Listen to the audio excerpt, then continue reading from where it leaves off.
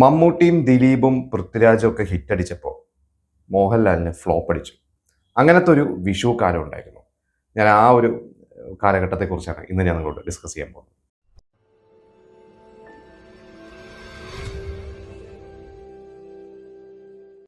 2005 വിഷു കാലം, ആ ഒരു ഏപ്രിൽ മാസം സമ്മർ വെക്കേഷനും വിഷു ഒക്കെ തുടങ്ങുന്ന, അല്ലെങ്കിൽ ആ ഒരു വിഷു കാലം സമ്മർ വെക്കേഷനൊക്കെ തുടങ്ങുന്ന ആ ഒരു മാസത്തിനോടനുബന്ധിച്ച് ആദ്യമായിട്ട് തിയേറ്ററിൽ എത്തിയ സിനിമ മാർച്ചിൽ ഇറങ്ങിയ തൊമ്മനും മക്കളുമായിരുന്നു. തൊമ്മനും മക്കളും ശരിക്ക് മാർച്ച് 18 റിലീസായത്. അതായത് ഒരു വെക്കേഷൻ തുടങ്ങുന്നതിനൊക്കെ മുമ്പ് തന്നെ റിലീസായി. പക്ഷേ ആ ഒരു സിനിമ നമുക്കറിയാം ഏത് തരത്തിലുള്ള വിജയമായിരുന്നു എന്നുള്ളത്.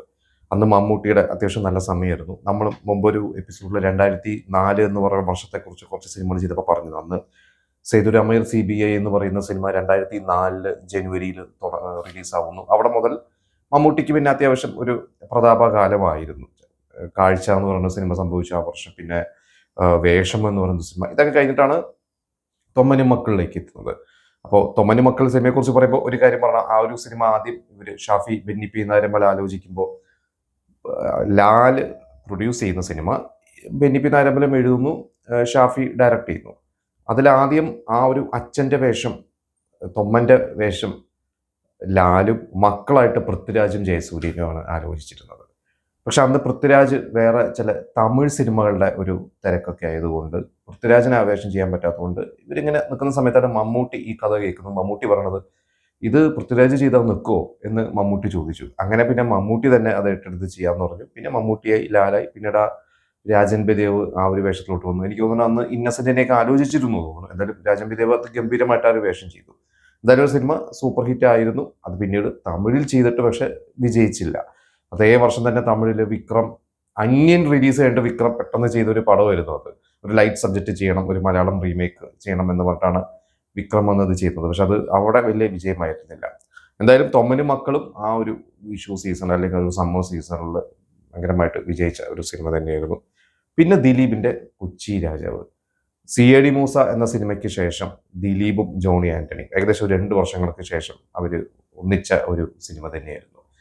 അപ്പോൾ കൊച്ചി രാജാവിൻ്റെ റിലീസിന് മുമ്പ് ശരിക്കും 2004 ക്രിസ്മസിന് ദിലീപിന് രസികൻ എന്നുള്ള സിനിമയായിരുന്നു. അത് വലിയൊരു വിജയമല്ലായിരുന്നു, പരാജയം തന്നെയായിരുന്നു. വലിയ വിജയം എന്നല്ല, പരാജയമായിരുന്നു.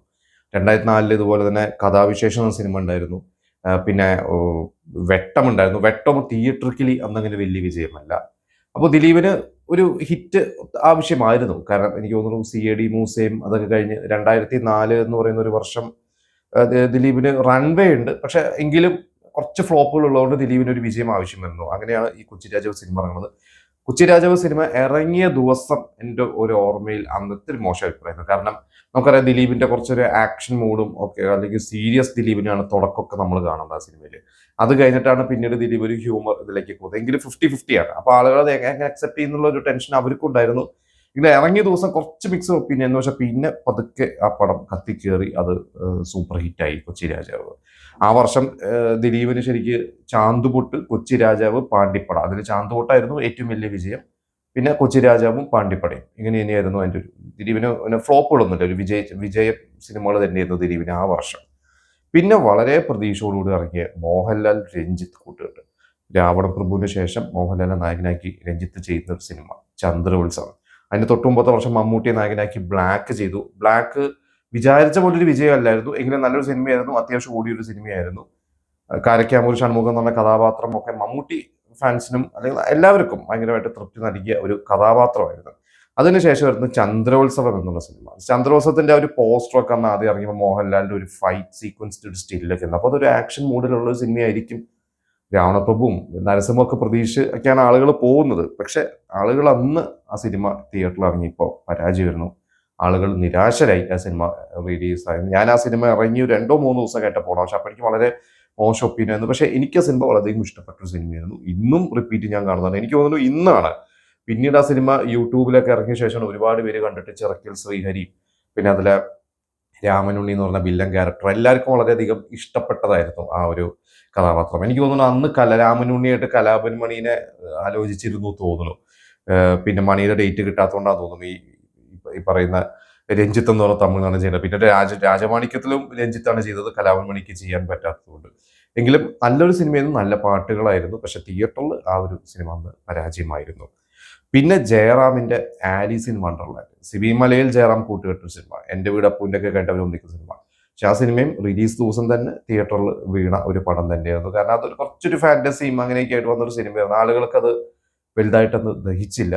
ആ ഒരു സിനിമയുടെ അനൗൺസ്മെന്റ് വന്ന സമയത്ത് അന്ന് ജയറാമും പിന്നെ മീര ജാസ്മിനും പ്രഭുദേവ ഇങ്ങനെയൊക്കെയായിരുന്നു അന്ന് അനൗൺസ്മെന്റ്. പക്ഷെ പിന്നീട് മീര ജാസ്മിനും പ്രഭുദേവൊക്കെ മാറി പ്രഭുദേവയുടെ വേഷമായിരുന്നു പിന്നീട് ഈ പറയുന്ന വിനീത് ചെയ്തതൊക്കെ. എന്തായാലും ആ ഒരു സിനിമ നല്ല പാട്ടുകളൊക്കെ തരുന്നു. ആ സിനിമ ഒരു മേക്കിംഗ് ഒക്കെ നല്ലൊരു മേക്കിംഗ് ഒക്കെ തന്നെയായിരുന്നു. പക്ഷെ സിനിമ തിയേറ്ററിൽ വളരെ പരാജയമായിരുന്നു. എനിക്കിപ്പോഴും ഓർമ്മയുണ്ട്, അന്ന് ഈ വിഷു സീസണിന്റെ ആ ഒരു ആഴ്ച കഴിഞ്ഞിട്ട്, ആ ഒരു തൊട്ടടുത്ത ഒരാഴ്ച, വെക്കേഷൻ കഴിഞ്ഞിട്ടുള്ള ഒരാഴ്ച, അന്നത്തെ സിനിമാ മംഗളം പോലത്തെ ഏതൊരു മാഗസീനിൽ ഇങ്ങനെ ബോക്സ് ഓഫീസ് കളക്ഷനെ കുറിച്ച് എഴുതിയിരുന്ന പോലെ എഴുതിയിട്ടുണ്ട്. കൊച്ചി രാജാവ് മുന്നേറുന്നു, ചന്ദ്രോത്സവം പരാജയത്തിലേക്ക്, ആലീസ് ഇൻ വണ്ടർലാൻഡ് അവസ്ഥയും മോശമാണ് എന്നും പറഞ്ഞിട്ട് ഒരു റിപ്പോർട്ടൊക്കെ ഒന്ന് വായിച്ചത് ഓർമ്മയുണ്ട്. പിന്നെ മറ്റൊരു സിനിമ അത്ഭുത ദ്വീപ്. അത്ഭുത ദ്വീപ് സിനിമ ശരിക്കും അന്ന് നമുക്കറിയാം, വിനയൻ എന്ന് പറഞ്ഞ ഹിറ്റ് മേക്കർ പൃഥ്വിരാജിന് സംഘടനയിൽ നിന്ന് വിലക്കുള്ള ഒരു സമയത്ത് സംഘടനയൊക്കെ വെല്ലുവിളിച്ചുകൊണ്ട് ചെയ്തൊരു സിനിമയാണ് അത്. 2004 സെപ്റ്റംബർ ഒക്ടോബർ ആയപ്പോഴായിരുന്നു ആ സിനിമയുടെ ഷൂട്ടൊക്കെ തുടങ്ങുന്നത്.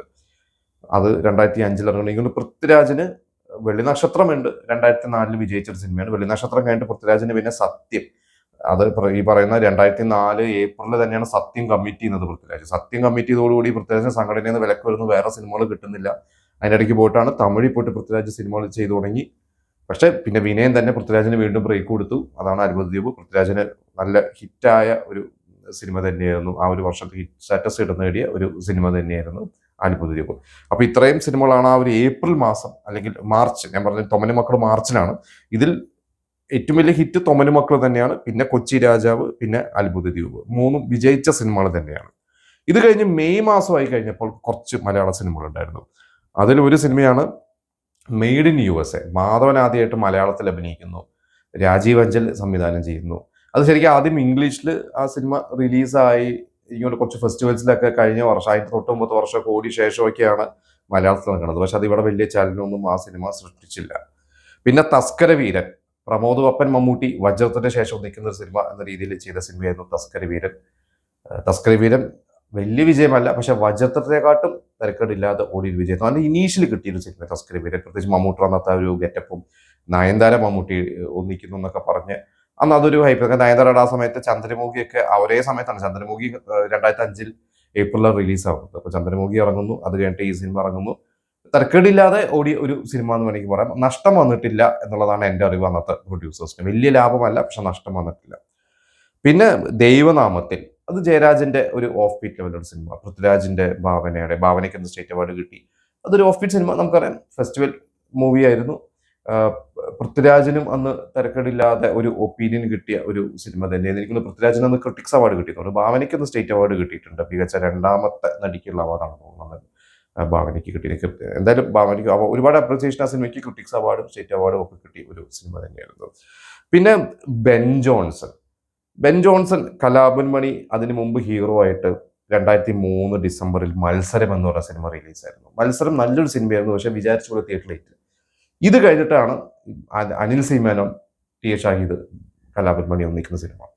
ബെൻ ജോൺസൺ ഞാൻ റിലീസ് ദിവസം കണ്ടത്. എനിക്കിപ്പോഴും ഓർമ്മയുണ്ട്. ആദ്യത്തെ ദിവസം തൃശ്ശൂർ രാമദാസ് തിയേറ്ററിൽ നൂൺ ഷോന് ആളില്ല, മാറ്റ്നിക്ക് ചെറിയൊരാൾ. ഞാൻ ഫസ്റ്റ് ഷോ ആണ് കാണാൻ പോകുന്നത്. ഫസ്റ്റ് ഷോ കാണാൻ പോകുമ്പോൾ അത്യാവശ്യം ആളുകളായി. മാറ്റ്നി കഴിഞ്ഞ് ഒപ്പീനിയൻ വന്നു.